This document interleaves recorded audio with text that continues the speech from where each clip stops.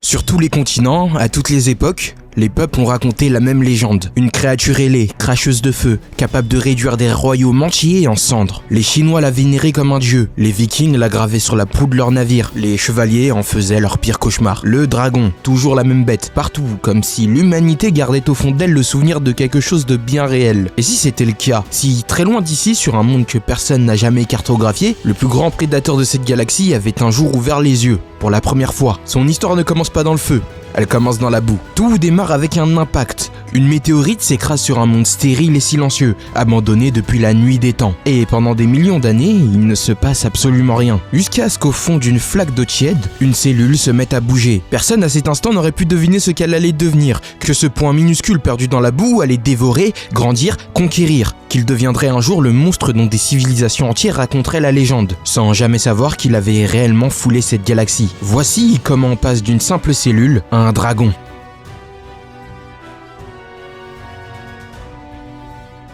Voici donc Dragono. Comme son nom l'indique, c'est un dragon. Enfin, un dragon. Disons l'espèce qui, dans quelques millions d'années, va devenir un énorme dragon. Et un dragon, tout le monde le sait, ça mange de la viande. Et sur ce point, un dragono ne va décevoir personne. Parce que ce petit-là, il adore ça. Plus il en mange, plus il grossit. Et plus il s'impose. Et pour l'instant, Dragono est faible. Tellement faible qu'une autre cellule le prend carrément comme témoin de sa propre tuerie. Sous ses yeux, juste là, une espèce en dévore une autre. Et cet instant, je vous le dis, c'est là que tout bascule. C'est là que la première goutte de sang vient se planter dans la tête de Dragono. À partir de là, il ne fait plus que ça. Manger, encore et encore, jusqu'à devenir assez gros pour côtoyer les plus grosses cellules de la mare. Sauf que l'évolution, aussi belle soit-elle, vient toujours avec son lot de malheur. Alors regardez Dragono, regardez-le bien.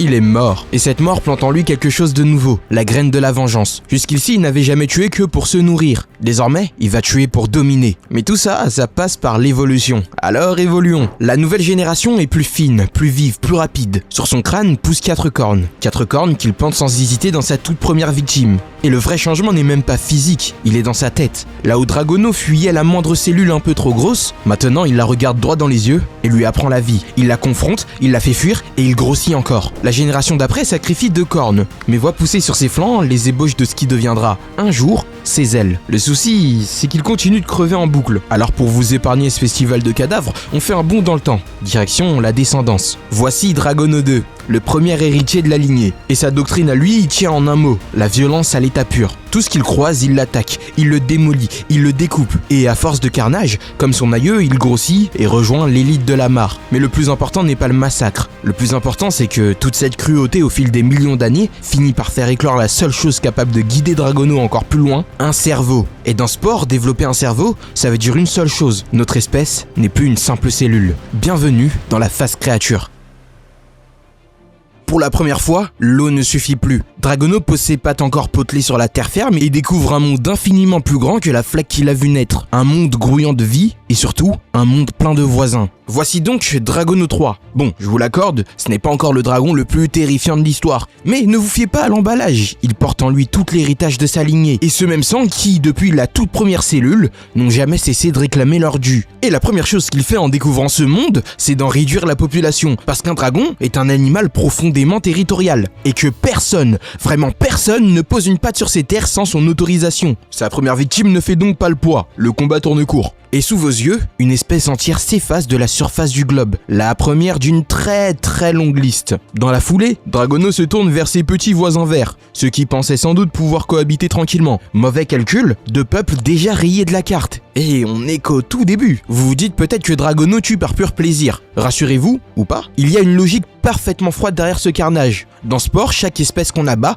ou qu'on épargne pour s'en faire un allié relâche de l'ADN. Et l'ADN, c'est le carburant de l'évolution. Autrement dit, plus Dragono massacre, plus il devient intelligent. Plus il devient intelligent, plus son cerveau gonfle, et un cerveau qui gonfle dans ce monde, ça ouvre des portes. Pour célébrer ce nouveau palier, Dragono fait ce que tout bon patriarche ferait, il assure sa descendance. Voici Dragono 4, une génération de plus déjà bien plus proche de sa forme finale, mais son vrai cadeau n'est pas son allure, c'est ce que son cerveau lui permet de faire. Pour la première fois, Dragono ne chasse plus seul, un compagnon le suit. Ils sont 2, désormais, à fondre sur le premiers peuples qui croisent leur route. Et un dragon accompagné, c'est un problème du tout autre ampleur. À deux, les conquêtes s'enchaînent, village après village, espèce après espèce. Dragono décime tant de monde que la nature elle-même, cette nature qui, depuis le premier jour, semble curieusement de son côté, lui glisse une nouvelle récompense. Un cerveau encore plus volumineux. Et vous connaissez la règle maintenant, un cerveau plus gros, c'est un allié de plus. Les voilà trois. Pendant que la meute grandit, Dragono, lui, change de carrure. Sa nouvelle évolution lui offre des cornes nettement plus imposantes. Il ne perd pas une seconde avant d'aller les essayer sur les premiers naïfs venus s'imaginer qu'il restait de la place sur son territoire. Il n'en restait plus. À 2, ils étaient déjà puissants.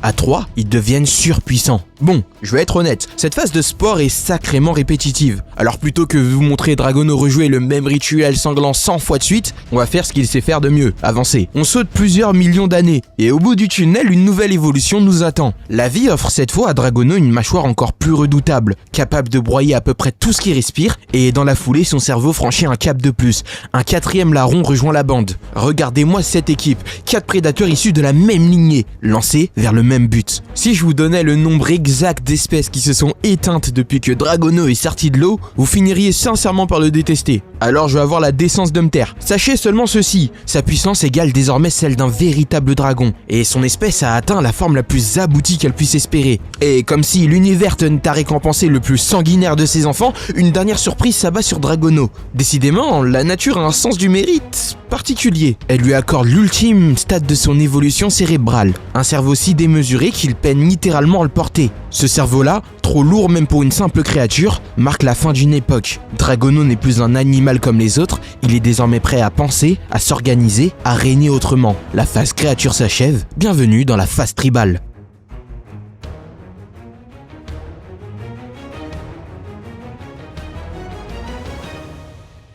La phase tribale commence et vous commencez à connaître Dragono, c'est un sanguin. Ce qu'il veut par-dessus tout, c'est de voir le sang couler. Alors quand il aperçoit le peuple d'Isaac venir s'installer juste à côté de son village naissant, il perd la raison. Le détail qui change tout, cette fois, Dragono n'est plus une simple bête, il est désormais chef de tribu. Et quand le chef donne un ordre, toute la tribu suit, un point c'est tout. Mais avant le carnage, il faut s'organiser, parce que dans cette phase, tout tourne autour d'une seule ressource, la nourriture. C'est elle la vraie monnaie, c'est avec elle qu'on achète les améliorations de village, les armes, la pêche, le reste, et c'est encore elle qui permet de faire des petits, 10 unités de bouffe par bébé, pas une de moins, attention. Et pour récolter cette précieuse nourriture quand on est un carnivore, il n'existe qu'une seule méthode, aller la prendre dans le ventre des voisins. Un programme qui, vous vous en doutez, ne dérange absolument pas Dragono. Première décision, on monte un stand à hache, parce qu'au corps à corps, une bonne hache fait nettement plus de dégâts que nos vulgaires petites cornes. Et des dégâts, on va en avoir besoin. Justement parce que Dragono lance aussitôt l'offensive sur le peuple d'Isaac, ces fameux voisins marrons qui ont eu la mauvaise idée de poser leur tente trop près. Adversaire facile, combat vite plié, et cette première victoire nous offre le totem marron,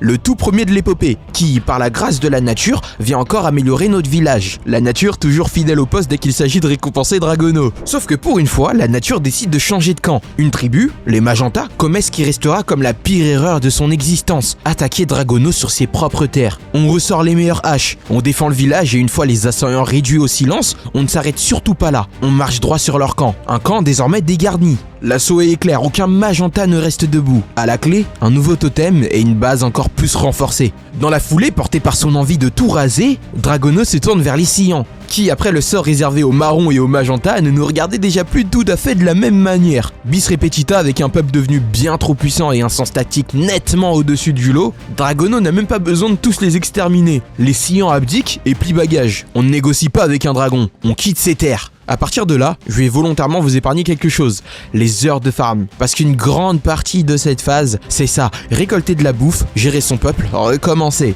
Dans une vidéo comme celle-ci, ça deviendrait vite répétitif. Si vous voulez un jour voir la version complète de cette vidéo, sans aucune coupure, dites-le moi en commentaire et abonnez-vous. Si la demande est là, je le ferai, volontiers. Et justement, après tout ce travail, le jeu décide enfin de nous défier une deuxième fois. Un groupe d'ennemis débarque et frappe le village de plein fouet. Mais cette fois, on était prêt, la bataille fait rage et on s'en sort une nouvelle fois vainqueur, avec pour tout vous dire seulement 2 pertes aussitôt remplacées. Et comme vous commencez à le savoir, Dragono ne laisse aucune attaque impunie, il part rendre l'appareil. Le groupe, déjà bien amoché, ne fait pas long feu, on en fait une bouchée, et un totem de plus rejoint la collection, pour le plus grand plaisir du chef. Seulement il reste qu'une tribu qui est là pour troubler la tranquillité de Dragono, les Verts. Alors on les attaque, et là, surprise, la bataille dure longtemps. C'est le premier peuple à nous résister aussi longtemps, le premier à nous offrir un vrai combat, mais l'issue, elle, ne change pas. Les Verts tombent à leur tour, et ce totem vert, chèrement gagné, vient refermer la collection. Dragono est sorti vainqueur de chacune de ces batailles. La meute est devenue tribu, la tribu est devenue royaume, et plus personne, sur ces terres,